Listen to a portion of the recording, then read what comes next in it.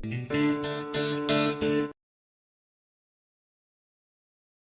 Morning, नमस्कार, राम राम। मैं Rajneesh Chaudhary RC classes में आप सभी का स्वागत करती हूँ। जैसा कि हमने हिंदी साहित्य की एक सीरीज शुरू की है, तो उसी सीरीज के अंतर्गत आज हम नए विषय के साथ आए हैं। हमारा आज का जो विषय रहेगा वो रहेगा नाथ साहित्य। नाथ साहित्य, जब हम नाथ साहित्य की बात करेंगे तो हम इसके विषय में क्या क्या जानेंगे, आइए एक नजर देख लेते हैं।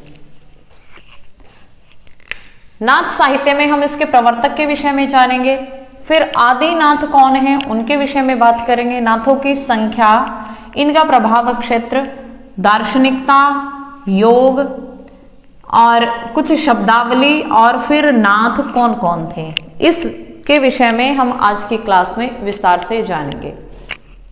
आइए शुरू करते हैं हम अपना आज का उपविषय नाथ साहित्य। पहले नाथ साहित्य के बारे में थोड़ा सा जान लेते हैं कि आखिर नाथ साहित्य कहाँ से उत्पन्न हुआ, कहाँ से आया और कौन सा इसका समय रहा। पिछली क्लास में हमने सिद्ध साहित्य के विषय में पूरे विस्तार से बात की थी। तो हमने सिद्ध साहित्य को देखा था कि उसका जो प्रादुर्भाव है वो कहाँ से हुआ। ऐसे ही हम नाथ साहित्य की बात करेंगे। सिद्ध साहित्य वो भी बौद्ध धर्म की एक शाखा से निकला था, और नाथ साहित्य ये भी बौद्ध धर्म की एक शाखा से ही इसका प्रादुर्भाव हुआ। नाथ साहित्य जो ये माना जाता है कि जो बौद्ध धर्म है उसकी जब शाखाएं विभक्त हुई तो उसमें एक शाखा सहज ज्ञान थी, जिससे नाथों की उत्पत्ति हुई। और जो नाथ थे इनका जो सबसे मुख्य एक हम कहें कि ये जो धर्म था ये एक तरह से एक हिंदू धर्म था, और इसको जो मानने वाले लोग थे हिंदुओं के साथ साथ बहुत सारे मुस्लिम जैनियों ने भी इस धर्म को अपनाया।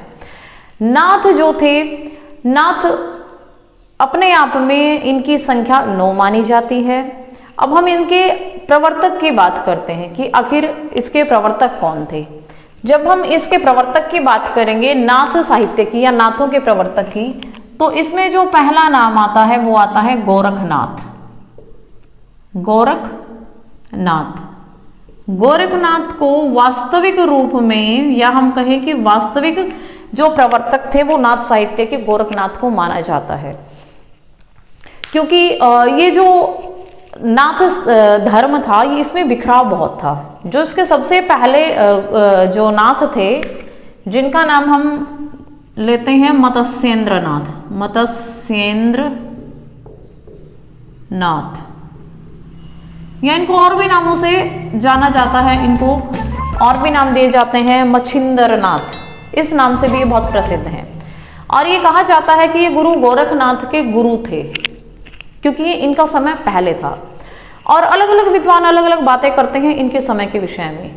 ये कहा जाता है कि ये 8वीं से 9वीं शताब्दी के आसपास का इनका समय रहा है। और जो गुरु गोरखनाथ हैं इनके समय के विषय में भी इसी तरह से कहा जाता है कि 9वीं से 10वीं शताब्दी के बीच में इनका समय रहा है, लगभग आसपास की बात है। तो जो मत्स्येंद्र नाथ हैं इनको प्रथम नाथ माना जाता है, और ये माना जाता है कि ये ज़्यादा तंत्र विद्या पे ध्यान देते थे, तंत्रों की बात करते थे। इसके बाद आए इसमें जो मुख्य थे गुरु गोरखनाथ, इनको वास्तविक गोरखनाथ साहित्य का प्रवर्तक माना जाता है, क्योंकि ये माना जाता है कि इन्होंने बहुत से काम किए। ये जो संगठन, ये जो बिखरा हुआ था, इसको इकट्ठा किया इन्होंने। मठवाद जो इन्होंने आरंभ किया, इनके मठ होते थे, वहां पर रहकर इनके शिष्य कठिन साधना करते थे, ये कठिन तप की ओर ध्यान देते थे। इन्होंने सिद्धों की तरह ऐसा नहीं कहा कि जो भोगवाद है हम भोग भी करेंगे, उसके साथ हम तंत्र मंत्र से अपनी शक्तियों को बढ़ाएंगे, नहीं। इन्होंने सीधा सीधा भोग का विरोध किया, इन्होंने योग को अपनाया। इन्होंने किसको अपनाया? योग को अपनाया, या हठ योग हम बोलते हैं, हठ योग को इन्होंने अपनाया। कठोर तप करते थे ये, ठीक है। और गुरु गोरखनाथ ने जो नाथ साहित्य के बहुत सारे ग्रंथ हैं, हम कहते हैं जो नाथ साहित्य के ग्रंथ हैं, नाथ साहित्य के ग्रंथ, वो भी गुरु गोरखनाथ के द्वारा लिखे गए। और जो हठ योग है उसका प्रवर्तन गुरु गोरखनाथ ने किया। और जो मठवाद है या मठों की जो स्थापना है, मठ भी गुरु गोरखनाथ ने ही आरंभ किए। इस तरह से जो वास्तविक प्रवर्तक हैं नाथ साहित्य की, वो गुरु गोरखनाथ को माना जाता है। अब इसके बाद हम देखते हैं आदिनाथ। ये जो नाथ थे, जिसमें जो सभी नाथ थे, इन्होंने जो आदिनाथ माना, या हम कहें इनके जो आराध्य देव थे, वो कौन थे? आदिनाथ। ये किसको मानते थे? भगवान शिव को। शिव को इन्होंने आदिनाथ को माना, या आदिनाथ के रूप में ये शिव की आराधना करते थे। वैसे ये जो नाथ साहित्य है या नाथ धर्म से संबंधित नाथ थे, इन्होंने गुरु के महत्व को बहुत महत्ता दी। ये क्या मानते थे? ये मानते थे कि जो गुरु होता है उसका स्थान सर्वश्रेष्ठ होता है, सबसे ऊपर स्थान गुरु का। गुरु को इन्होंने बहुत महत्व दिया। इन्होंने सब कुछ भोगवाद को त्याग कर सिर्फ हठ के आधार पर हठ योग को अपने जीवन में अपनाया, और अपने अंदर की छिपी हुई जो शक्तियां हैं हमारे अंदर, इड़ा पिंगला जो नाड़ी है, उसको विकसित करने की ये बातें कहते थे। इन्होंने कहा कि बाहर कुछ नहीं है इस संसार में जहां हम भटकते हैं, इधर उधर हम मंदिरों में जाते हैं, हम कहते हैं कि वहां पर भगवान है, वहां पर भगवान की हमें क्या करनी है? आराधना करनी है, पूजा करनी है, वहां पे हमें भगवान मिलेंगे। ये कहते थे नहीं, ऐसा नहीं है, भगवान तो हमारे अंदर है, उसको खोजने के लिए हमें हठ योग करना होगा, अपनी इंद्रियों पर नियंत्रण करना होगा, और अपने अंदर जो सुषुप्त रूप से जो शक्तियां सुषुप्त हैं उनको जागृत करना होगा, जो सिर्फ योग के द्वारा ही संभव हो सकता है। अब हम देखते हैं संख्या। जब नाथों की संख्या की बात आती है तो नाथों की संख्या मुख्य रूप से 9 मानी जाती है। मुख्य रूप से जो नाथ हैं उनकी संख्या 9 मानी जाती है। वैसे तो आपको बहुत सारे नाथों के विषय में जानकारी मिल जाएगी अलग अलग जगह से, लेकिन जो नाथों की संख्या की जब बात होगी तो मुख्य रूप से 9 ही नाथ गुरु पाए जाते हैं। ठीक है। जो हजारी प्रसाद द्विवेदी हैं उन्होंने नाथों की जो संख्या बताई है उन्होंने भी 9 बताई है, और उन्होंने जो नाम बताए हैं उन 9 नाथों के वो हैं सबसे पहले मत्स्येंद्र नाथ, फिर जो दूसरे नाथ हैं वो हैं गहीन नाथ, पहले मत्स्येंद्र नाथ फिर गहीन नाथ, फिर ये कहते हैं जो तीसरे नाथ हैं वो थे ज्वालेंद्र नाथ, और फिर कर्णिपा नाथ, नागनाथ, चरपटनाथ, रेवानाथ, भर्तृनाथ और गोपीचंद्र नाथ। ये जो नाथ हैं, ये जो नाथों की संख्या है 9, ये दी हजारी प्रसाद द्विवेदी ने। हजारी प्रसाद द्विवेदी, उनके अनुसार ये नाथ 9 नाथ थे, या 9 नाथों के संख्या या नाम हजारी प्रसाद द्विवेदी के अनुसार। अब जो इनका प्रभाव क्षेत्र रहा, जो नाथ थे वो आखिर उत्तर भारत में ज्यादा इनका प्रभाव था। उत्तर भारत में भी विशेष रूप से जो पश्चिम क्षेत्र था, पश्चिमी क्षेत्र में, जिसमें हम वर्तमान समय में पंजाब की और जो हमारा राजपूताना है, राजस्थान है, उस क्षेत्र की बात करते हैं, तो इनका जो प्रभाव क्षेत्र रहा वो पश्चिमी भारत रहा। पश्चिमी भारत में नाथों के जो प्रभाव रहा वो ज्यादा रहा। पश्चिमी क्षेत्र, जो भारत का पश्चिमी क्षेत्र है, पश्चिमी क्षेत्र में नाथों का पूरी ख्याति इनकी नाथों की पश्चिमी भारत में रही। अब दार्शनिकता की बात करते हैं। जो दार्शनिकता की जब हम बात करते हैं तो इसको भी हम 2 भागों में बांटेंगे। जो नाथ थे इनकी दार्शनिकता किस प्रकार से 2 भागों में विभक्त थी। जो सबसे पहले हम देखेंगे, अगर हम इनके विचारों की बात करते हैं कि इनके विचार कैसे थे, तो विचारों से ये हठ योगी थे। जो विचार थे, विचार से ये कौन थे? हठ योगी। हठ योग था इनके विचारों में। लेकिन अगर हम इनकी दार्शनिकता की बात करें कि इनका दर्शन क्या था, तो शैव मत। ये शैव मत को ज्यादा मानते थे, क्योंकि इन्होंने आदिनाथ किसको माना है? भगवान शिव को माना। इन्होंने बोला जो सबसे पहले जो नाथ हैं, आदि जो नाथ हैं, वो कौन है? वो शिव हैं, शिव भगवान है। इसलिए इन्होंने शैव मत का अनुसरण किया। अब योग की बात करते हैं कि जो नाथ थे, नाथ साहित्य से संबंधित नाथ जितने भी थे उन्होंने किस योग को अपनाया? उन्होंने हठ योग को अपनाया, कठोर योग, कठोर तप। जो गोरखनाथ थे इन्होंने जो ये योग की बात की है ये कहां से की है? कहां से इन्होंने योग लिया? जो योग की शुरुआत भारत में हुई वो कहां से? हम कहते हैं कि योग के प्रवर्तक महर्षि पतंजलि हैं। तो ये जो पतंजलि का योग है, पतंजलि का जो योग था, ईश्वर प्राप्ति का जो लक्ष्य था, उसी को इन्होंने आधार बनाया गुरु गोरखनाथ ने। पतंजलि के योग को ही इन्होंने धारण किया और उसी के आधार पर इन्होंने नाथ संप्रदाय को, नाथ साहित्य को आगे बढ़ाया। अब हम देखते हैं कि कुछ ऐसे शब्द जो नाथ साहित्य में बहुत ज्यादा प्रसिद्ध थे, वो कौन कौन से थे? इनमें हम जब देखते हैं शब्दों की बात तो ब्रह्मरंध्र, इड़ा पिंगला जो नाड़ी है, षड चक्र, अनहद नाद, इन जो शब्द हैं, ये जो शब्द हैं, ये जो शब्दावली हैं, इनकी ये नाथों में बहुत ज्यादा, नाथ साहित्य में इसकी बहुत ज्यादा प्रचुरता पाई जाती है। क्योंकि ये क्या कहते थे? ये कहते थे कि व्यक्ति के अंदर अनंत गुना शक्तियां हैं, लेकिन जब तक हम उन पे काम नहीं करते वो सुषुप्त अवस्था में हैं। और जब हम उन पर काम कर रहे हैं, जब हम हठ योग कर रहे हैं, अपने ध्यान को हमने संसार में इधर उधर न भटका करके अपने अंदर की ओर जब हम जाते हैं तो ये सभी सुषुप्त शक्तियां जो हैं जागृत हो जाती हैं। ये निर्गुण ईश्वर में विश्वास करते थे। ये कहते थे कि ईश्वर का कोई ऐसा नहीं है कि उसका कोई आकार है, रूप है, रंग है। ये कहते थे कि ईश्वर हमारे अंतःकरण में है और जब हम हठ योग करते हैं तो उसके द्वारा हम उनके दर्शन कर सकते हैं, ईश्वर प्राप्ति कर सकते हैं, या अपने अंदर की जो सुषुप्त शक्तियां हैं उनको जागृत करके व्यक्ति अनंत गुना शक्तिशाली हो सकता है। अब नाथों की संख्या हमने देख ली 9, कौन कौन सी? हजारी प्रसाद द्विवेदी के अनुसार। लेकिन अगर हम हजारी प्रसाद द्विवेदी की बात ना करें, उसके अलावा अगर हम देखें तो नाथों के नाम अलग अलग जगह पर अलग अलग पाए जाते हैं। तो इनमें से सबसे पहले जो नाम हमने देखा मत्स्येंद्र नाथ, तो इन्हीं को जो सबसे पहले नाथ हैं, अगर नाथों की संख्या की बात करते हैं उनमें जो सबसे पहले नंबर पे जो नाथ आते हैं, जिनका समय भी सबसे पहले है, वो है मत्स्येंद्र नाथ, या इनको मच्छिंद्र नाथ के नाम से भी जाना जाता है। इनका समय 8वीं से 9वीं शताब्दी रहा।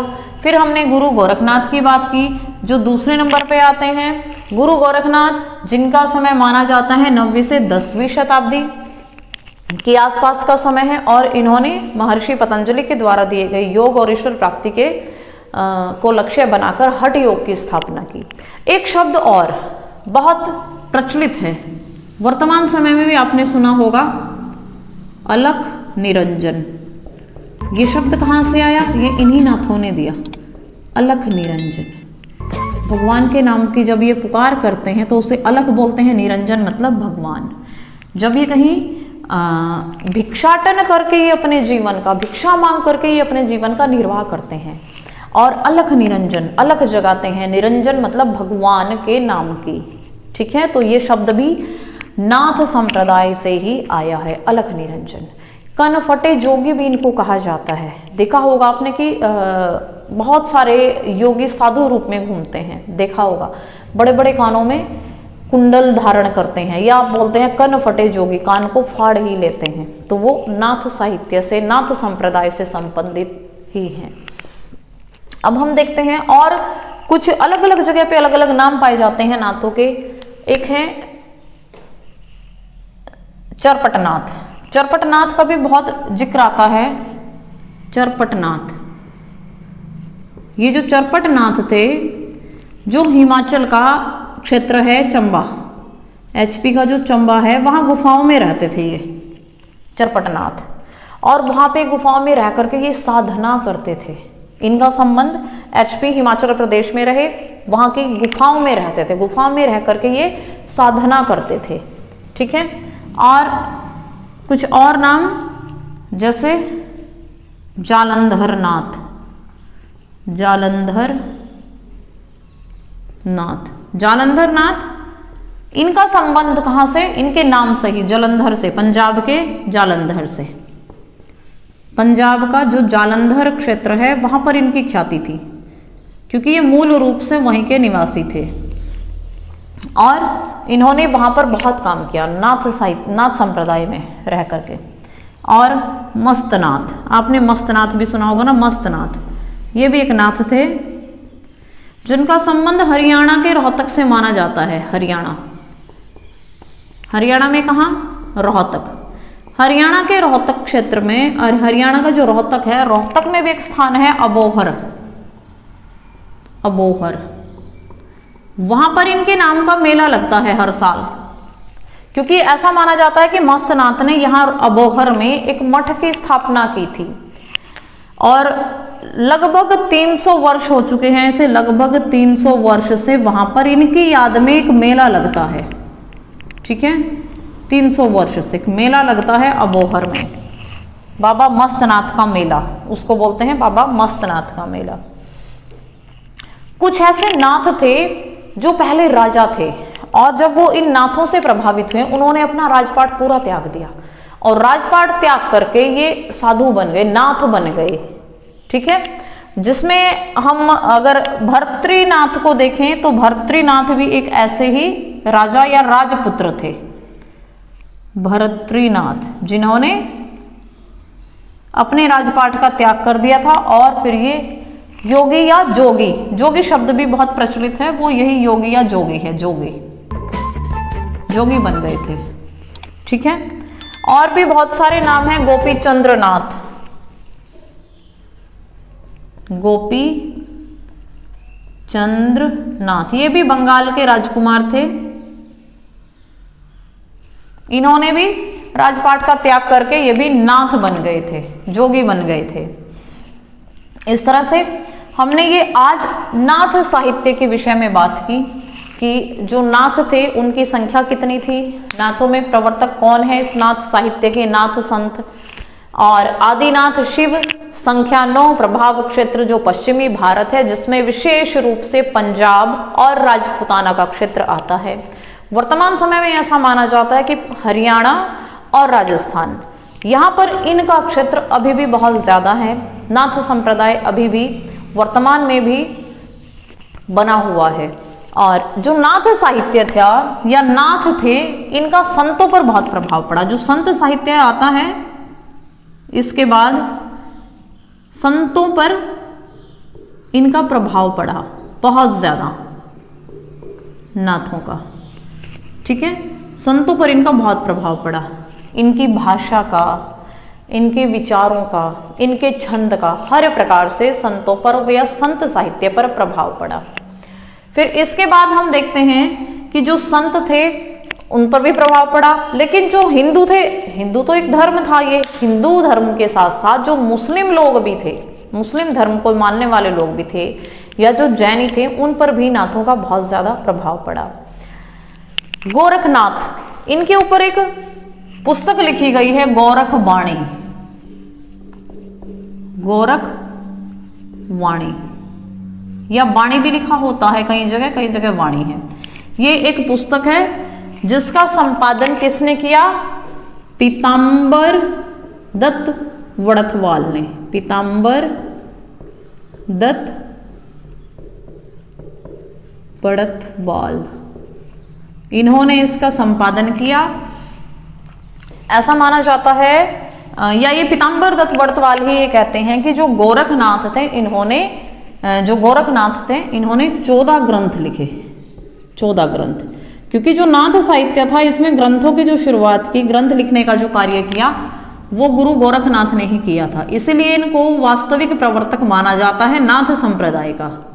ठीक है, पीतांबर दत्त वड़थवाल ही ये बात कहते हैं। और इन्होंने ये जो गोरखवाणी नामक ग्रंथ है, पुस्तक है, इसका संपादन किया है। और जो गुरु गोरखनाथ हैं, उनके ग्रंथों की संख्या इन्होंने 14 बताई है, 14। इस प्रकार हमने देखा कि जो नाथ साहित्य है ये लगभग 8वीं शताब्दी से आरंभ होता है और लगभग 14वीं शताब्दी तक इसका पूर्ण रूप से समय रहा। डॉक्टर रामकुमार वर्मा ये कहते हैं, डॉक्टर रामकुमार वर्मा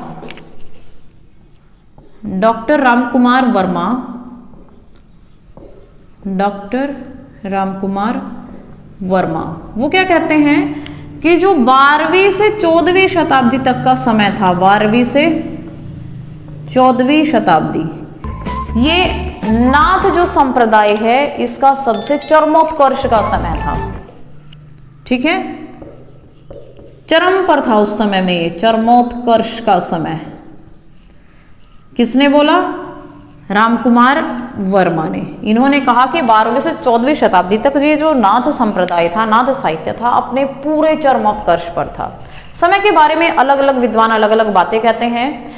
डॉक्टर रामचंद्र शुक्ल क्या कहते हैं? डॉक्टर रामचंद्र शुक्ल, अगर हम शुक्ल की बात करेंगे, शुक्ल, इन्होंने कहा जो गुरु गोरखनाथ हैं इनका समय क्या रहा? 13वीं शताब्दी, 13वीं शताब्दी। अब हम देखते हैं राहुल सांस्कृत्यायन। राहुल सांस्कृत्यायन क्या कहते हैं? राहुल सांस्कृत्यायन कहते हैं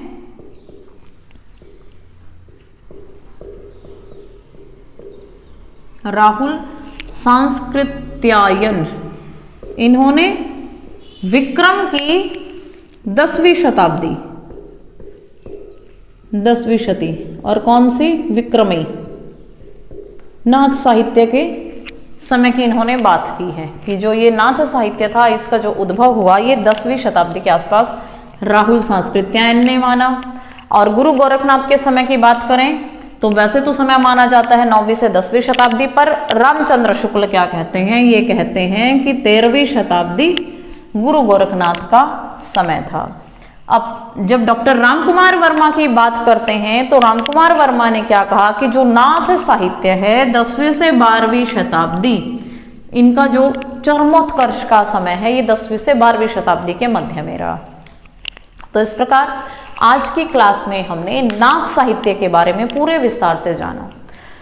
अब आप एक प्रश्न का उत्तर कमेंट बॉक्स में जाकर दें कि जो नाथ संप्रदाय था इसका समय, गुरु गोरखनाथ का समय, नाथ संप्रदाय के अंतर्गत जो गुरु गोरखनाथ आते हैं उनका जो समय रहा वो डॉक्टर रामचंद्र शुक्ल ने क्या माना है। और इसके साथ आप एक प्रश्न का और उत्तर दें कि जो नाथ थे वो किस योग में विश्वास करते थे। इन दोनों प्रश्नों के उत्तर आप कमेंट बॉक्स में जाकर दें।